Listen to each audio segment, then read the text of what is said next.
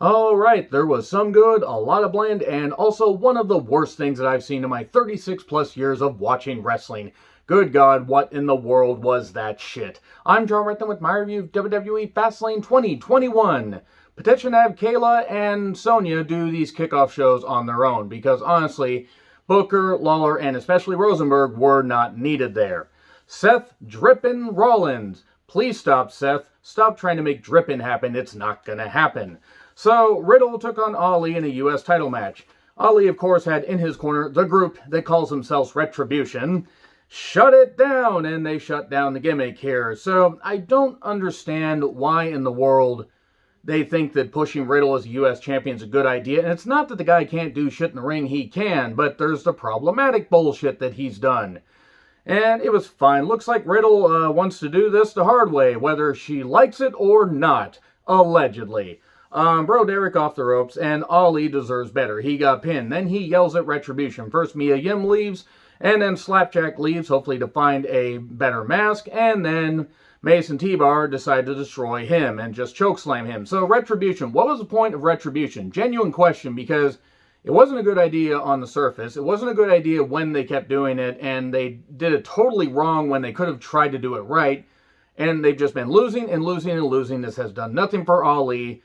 Like, now what are they going to do? Have a redemption angle where he beats Riddle? I mean, Ali's been the babyface in this whole goddamn thing. I don't understand what they're doing. Did they realize after a number of months that Retribution was a bad idea? They should have realized that before they conceived the idea. I don't understand what they think they can do to salvage this. Because they're going to have to rebrand T-Bar as Dijakovic again. Mace is going to have to be Dio Madden. And, I mean, Shane Thorne, what are they going to do with Shane Thorne? Because even as Slapjack, he wasn't that interesting. Mia Yim, I really don't know what I really don't know what the point of this was. This was stupid, though. Ali hopefully will get a U.S. title match, a rematch again at Mania and win. Though we know he's working with a torn ligament, so who the hell knows? Watch them just make him have surgery and miss another Mania when he could have been in front of a crowd. And man, they really don't know what they're doing with Ali, do they? So, get your COVID vaccine soon. Unless you support the insurrection attempt, and then you should be at the back of the line, if you should even get it at all. And if that offends you, I don't care, because there's having different ideals. And I really just want good people to get it first, because you aren't good people, no matter who the fuck you are. And also, if this shirt offends you, I do not care. Because I don't mind having a difference of opinions when it comes to politics, wrestling, or anything. But if you disagree with the message of that shirt, you don't belong on my channel, you don't belong in mainstream society, and fuck you, I don't care. So anyway, that's enough of a little political side rant right there. And we get a video package ran down the card, which I gotta be honest, I had no expectations for this pay-per-view, and outside of a couple matches, really, my expectations were met. We started with Bianca and Sasha versus Shayna and Nia's not-so-superior immune system. And, well, it was a women's tag title match, and one of these teams could implode, and that's just Nia's gear. Nia should stop wrestling. She should stop wrestling. She's not any good at it. She's careless as fuck. Shayna has had to carry this team and has really, probably herniate every disc in her goddamn back like Sasha did on SmackDown. And can we just send a gang of peacocks to attack Michael Cole? Because he kept mentioning Peacock so many goddamn times. And yes, I watched this on Peacock. And you know what? Had no issues with it. 450, Reginald distracts. We get a miscommunication between Sasha and Bianca. And then the most devastating maneuver in all professional wrestling. Surprise roll-up 1, 2, 3.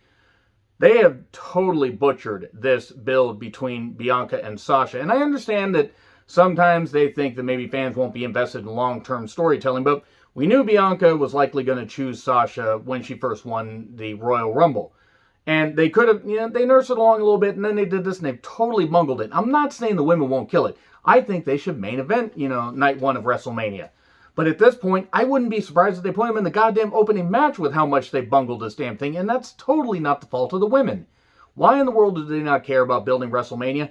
Fastlane, by the way, is the most unnecessary wrestling pay-per-view that they've done in quite a while. Like, even if the match quality is good, and sometimes if you take a look at the Fastlane cards, there's been at least 1 to 2 good matches on each show.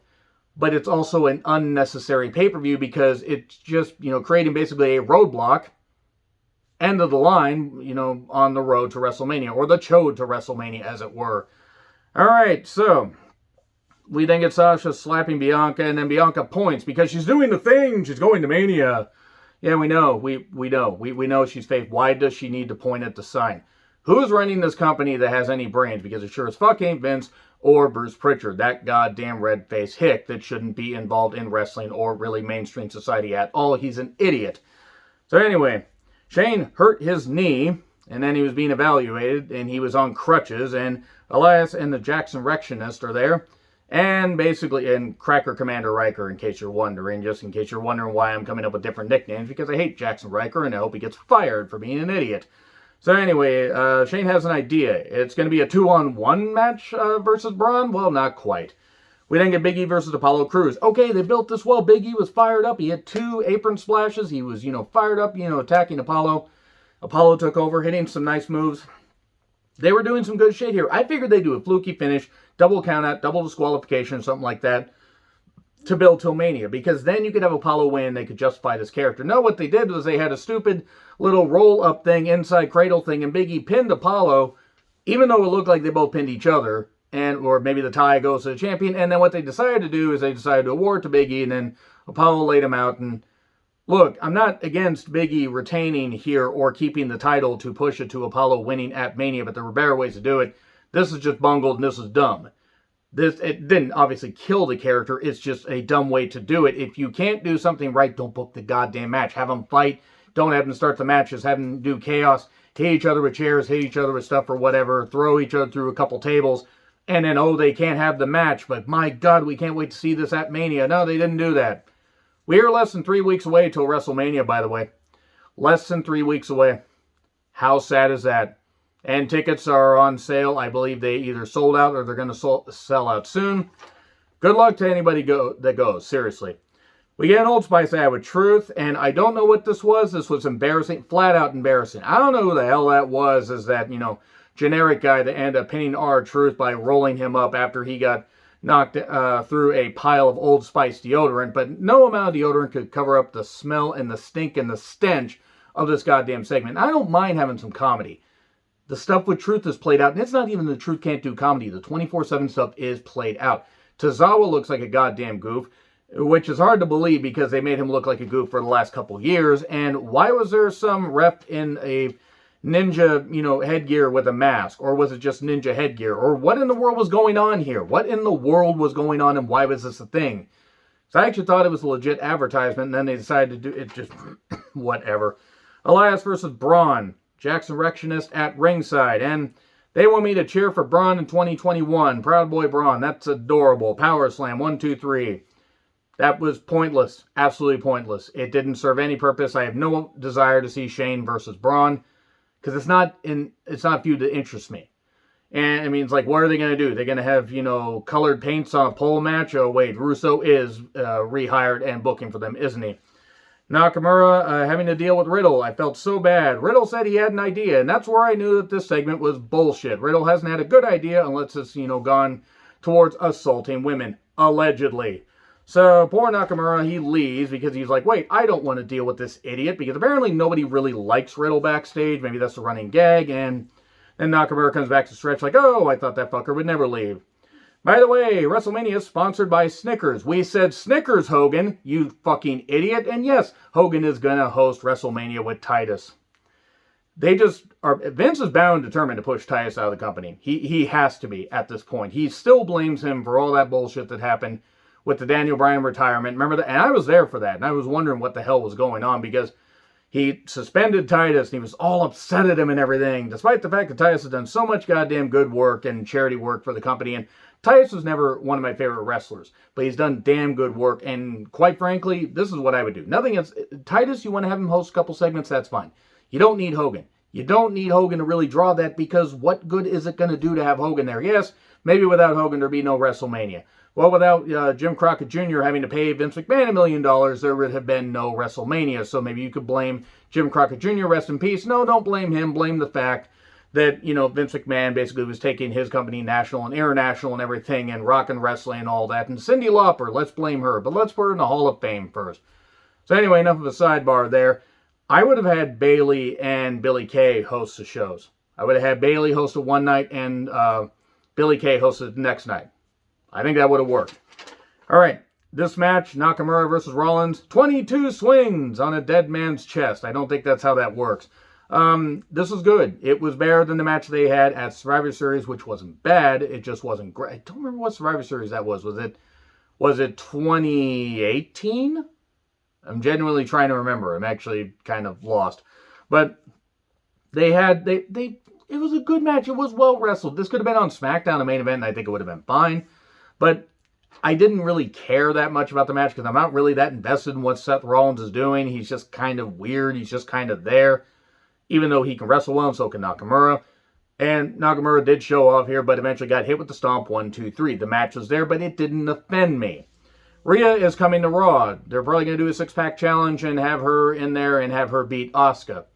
Have it be an elimination match and maybe have Rhea and Asuka go down to the final 2 or something like that. Or if they want to feature Peyton Royce, have Peyton Royce go down to the final 2. Do something. Just spice it up with Asuka, which sounded less dirty in my head before I said it, but I'm going to roll with it because I wouldn't mind seeing that. Moving on. Rhea or Peyton against Asuka, fine, in the final 2. But you need to have a six-pack challenge. Just have it elimination style, give them about 18 minutes, and just do some good stuff. Because it's not like the Raw Women's Division has exactly been setting the world on fire. I mean, Charlotte's off TV because she's filming a remake of Walking Tall. You remember Walking Tall? When they remade it when The Rock did it. And The Rock is an infinitely better actor and has charisma and looks like he wants to actually be somewhere, as opposed to Charlotte that looks like she doesn't want to be anywhere except on Andrade's El Idolo. So, maybe that's the problem. Maybe they just need to have a kid and she can just go the fuck away from wrestling. So, Sheamus versus Drew, no holds barred match. Good stuff. Really good stuff. This was terrific. And I'm going to get to something a little bit later, in this pay-per-view that I didn't like, and you can probably guess what that was. I hate to say it, had it not been, and I almost say this should have actually been the main event, almost, but I get why it wasn't. They wanted the title the main event, but really, really good stuff. Drew putting on a brave face, and the brave heart stuff because Scotland and Kendo Sticks, the musical. That's basically what this match was. Drew, sizing up the Celtic Warrior. Phrasing. We get a lot of wood in another guy's face, which is not the first time I've seen that on the internet between a man from Scotland and Ireland. But I never thought I'd see so many sweaty men beating the shit out of each other and wood all over their faces on camera again. Again, always delete your search history. So, into the crowd, of course, hardwood all over everybody's back and face. This was good stuff. They laid the shit in. They beat the crap out of each other. One point, they go among the screens. And then WWE really has a tough screening process. Literally, Sheamus could tell you because he went right through some of the screens. Do you imagine any of the people that were on those screens and are like, why'd my feed go black? What the hell's going on? Oh, a giant Irishman just collided with it. So, they did that. Drew put Sheamus on one of those boxes. Kurt Angle style, when he did with Shane McMahon at King of the Ring 2001 to wheel him back there. Need to rewatch that pay-per-view at some point, probably in June. But they did that. They did a nice suplex off the barricade. They did some really good stuff here. These guys laid this shit in. They've had a great series of matches. Even with the goofy stuff they did with the steps. They have really laid this shit in. I hope they're okay because, yes, they have a gentleman's agreement to not go for the eyes or the teeth or anything like that or break the eardrums. But, man, they are just destroying each other. Obviously not breaking bones, but they just laid this shit in. Oh, my God, white noise. Through the announcer's table. And looked like Sheamus might get the victory. Oh, no. There's a piece of the announcer's table. Drew puts it down there, takes all the impact on his back and everything. Sheamus takes nothing on his head, but it looked deadly. And then he hits a Claymore 1, 2, 3. Drew McIntyre wins, goes on to WrestleMania to face Bobby Lashley. I don't know what they're going to do with Sheamus, but I honestly would not mind seeing Sheamus face off against Lashley after Mania. I hope Lashley retains. Nothing against Drew. I don't think Drew needs to win it there. I think he needs to win it at SummerSlam. Because doing it at Mania is going to kind of, take the steam out of Lashley when they got some really good shit going. And then, you know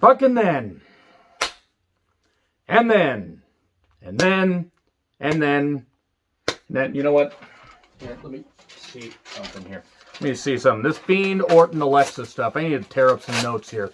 I'm going to say right now, If you guys like this Fiend, Orton, Alexa stuff, let me just say great for you, and I'm not going to knock you guys one bit. If you found this entertaining, that's great. This is one of the most catastrophically embarrassing things that I have seen on any wrestling program, including WCW. This ranks almost right up there with Heroes of Wrestling, except this had better production values. This was embarrassing. So fucking terrible. Absolutely putrid. 100% grade A bullshit. Every goddamn word I can come up with. Whoever put this together, whoever greenlit this stuff, who's ever been putting the storyline together. Fuck every single person that put this shit together. I don't care. I don't care who it is.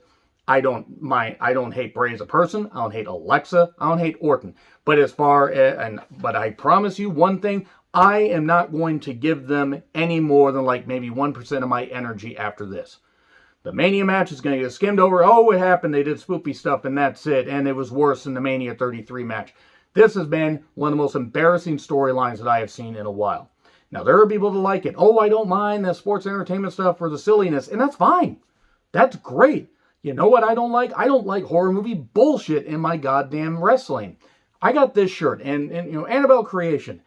Some people don't like the Annabelle movies. Some people don't like the Conjuring movies. Some people don't like horror movies. Some people, you know, like different horror movies, and that's fine.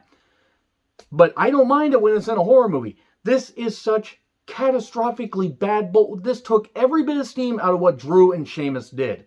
I totally forgot what they did. I had to revisit it by watching it again. Like, oh my God, it's actually pretty damn good. This was something, you know, worth watching. No, they decided to do this to just take the steam out of everything. This was so goddamn bad that this may have replaced the exploding barbed wire death match, because at least with that, and I'm not giving credit to Omega and Moxley beyond saying, at least at first they were trying to build some tension here. What were they doing here? Well, let's look through some of this stuff. Orton does his entrance and then coughs up crude oil, because apparently Papa Shango's character never goddamn died. The Warrior did, though, and fuck Ultimate Warrior. I'm glad he's dead. And hopefully whoever came up with this storyline, well, they're at least brain dead, I'll say that much. I mean, they got to be morally, creatively dead, because good God, nobody could think, oh, this is entertaining. Again, if you do, it's fine. I'm ranting because I'm goddamn sick of this. Alexa, you know, does her spoopy entrance. Right now, I can't stand the Alexa Bliss character. I don't want anything bad to happen to her. I don't want anything bad to happen to Orton. I don't want anything bad to happen to Bray Wyatt. But just good fucking God. We get fire, like, oh, this fire cut, you know, this cut and this fire pops. Where was the fire at and what happened? They were doing a whole bunch of special effects and a whole bunch of goddamn shit. This is the worst kind of cinematic wrestling. The worst kind. Because it was so obviously edited and crappy and shitty. And my God, it was terrible. And then, you know, these lights fall down. In another edit, no. Oh, come on, Randy. Come on, do that. God damn, shut up, you little munchkin. Alexa Bliss may be one of my least favorite characters in wrestling. Like, honestly. I can't stand seeing her on my television. I mean, I have to look down anyway. I mean, she has to look up at everybody. And everything goes over her head, so I don't really think that any criticism's really going to land on her. But they do the light thing, and then they do the fireball, but Orton blocked it. Yoga Flame! They might as well just, you know, add Street Fighter effects. They might as well have just added, I don't know, add Fatal Fury effects. Have Terry Bogard come out and throw his goddamn cap. I mean, just do something. You might as well go, no, you know what, that actually would have just, you know, knocked the SNK characters. And then, Orton does this, swear to God, Orton does this thing where he's like, he's by this part of the ring where all of a sudden, oh no, it looks like one of the Chud decided to suddenly grab Randy. What the hell's going on? And oh, it's the Crispy Fiend. It looks like the Fiend was possessed by Ivan Ooze. And if you've seen Ivan Ooze, and you know what movie I'm talking about, yeah, that when he's the best part of the Power Rangers movie, oh boy. And then we get Sister Abigail, and Alexa straddles Randy, 1, 2, 3. Well, Randy Orton apparently just wants to take a shit on his own career, like he took a shit in a bunch of women's bags. So, yeah, Orton's career is pretty much just nuked right here. It's not that Orton hasn't done great things in the past, but this has nullified anything that he will do in the future. I can't stand the Fiend character. Fuck the fact that it was ever created, and fuck the fact that they thought Alexa Bliss was going to do this. This was embarrassing. Catastrophically embarrassing. I am ashamed. I am ashamed that Vince McMahon won the Monday Night Wars because of this. I cannot wait until the day where Vince McMahon steps down, which will be Unfortunately, when the day he passes away, because he ain't stepping down. This was horrible. One of the worst match I've seen this year. Barely a match, but the worst match I've seen this year. If anything can beat this, this was worse than anything the Great Okan was in. And I can't stand the Great Okan. This sucked. Absolutely grade A bullshit. It sucked. But if you liked it, that's totally fine. Roman versus Bryan, Universal title match. Edge is a special guest enforcer. And congratulations, guys. You have to bring the fans back on social media after that catastrophic bullshit and the worst thing that's ever been perpetrated on WWE television that wasn't involving Owen Hart or Brian Pillman's widow.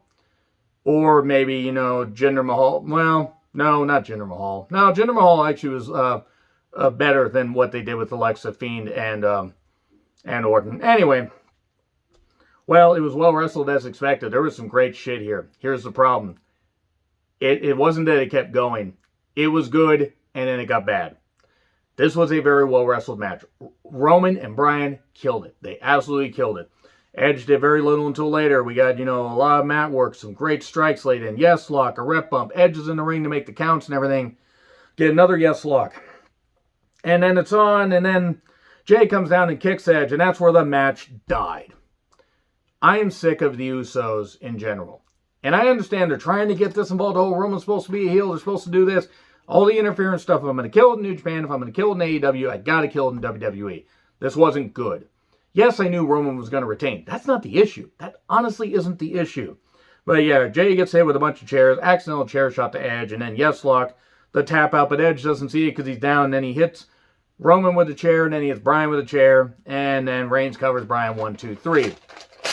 That is for the Orton Fiend Alexa stuff. And I hate it.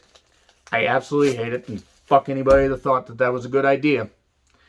If Vince McMahon greenlit that, Vince, you're a fucking idiot. You're a fucking morally bankrupt piece of shit. You're a creatively bankrupt piece of shit. You dumb crotchety old man. You don't deserve to run a wrestling company. And I'm going to bet Bruce Pritchard had something to do with it. So you know what? Paul Bosch should rise from the grave and slap you in the face. That's all I got to say about that. Fastlane actually, honestly, was about a 3-match show. The Universal title match was good, but got sloppy at the end. Overall, besides the Alexa Fiend Orton stuff, I've seen worse. But that just totally took the steam out of it. Anyway, agree, disagree with what I said, like, share, subscribe, Twitter handle in the description. I'm John Ritlin. I'll see you soon.